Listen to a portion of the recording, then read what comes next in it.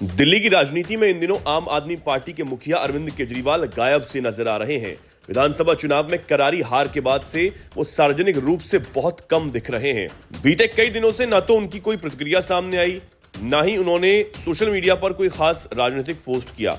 दिल्ली विधानसभा में आम आदमी पार्टी के 21 विधायकों के निलंबन पर भी केजरीवाल ने कोई टिप्पणी नहीं की। वहीं उनकी करीबी सहयोगी आतिशी अकेले मोर्चा संभाली दिख रही हैं। राजनीतिक विश्लेषकों का कहना है कि कभी कभी घर पर रहकर हालात पर विचार करना और समस्याओं का समाधान ढूंढना उपयोगी होता है। शायद यही काम आप सुप्रीमो अरविंद केजरीवाल कर रहे हैं। केजरीवाल ने हाल ही में सिर्फ एक बार सोशल मीडिया पर बयान दिया जब दिल्ली विधानसभा में बाबा साहेब अम्बेडकर की तस्वीर हटाने का मुद्दा उठा। उन्होंने इसे गलत बताया, लेकिन यह मुद्दा ज्यादा तूल नहीं पकड़ा पाया।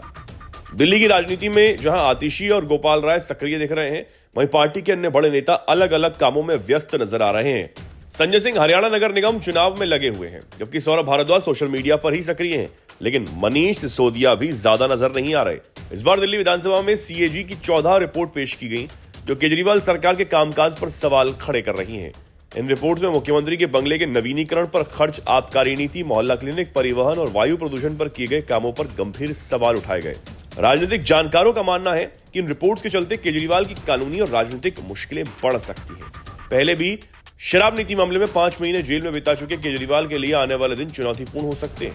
वहीं दिल्ली भाजपा के प्रदेश अध्यक्ष वीरेंद्र सचदेवा ने रविवार को पिछली आम आदमी पार्टी सरकार पर जमकर निशाना साधा। उन्होंने कहा कि आम आदमी पार्टी जनता की सेवा कम और दिल्ली की दुश्मन ज्यादा है। आपने जानबूझकर कभी सीएजी की रिपोर्ट पेश नहीं की, वो हमेशा अपने भ्रष्टाचार को छिपाते रहे। हमने दिल्ली की जनता से वादा किया था कि हम सीएजी की रिपोर्ट पेश करेंगे और 2 रिपोर्ट पेश की जा चुकी हैं। वीरेंद्र सचदेवा ने कहा, आपने आबकारी नीति में हमारे नेताओं और मंत्रियों को सुना है, कैसे जानबूझकर नीति बदली गई। सब कुछ जानबूझकर किया गया। 3 ब्रांडों ने आबकारी नीति को बदल दिया। आम आदमी पार्टी के संयोजक अरविंद केजरीवाल और मनीष सिसोदिया ने यह खेल खेला। उन्होंने कहा कि इसकी जांच की जाएगी और दोषियों को माफ नहीं किया जाएगा।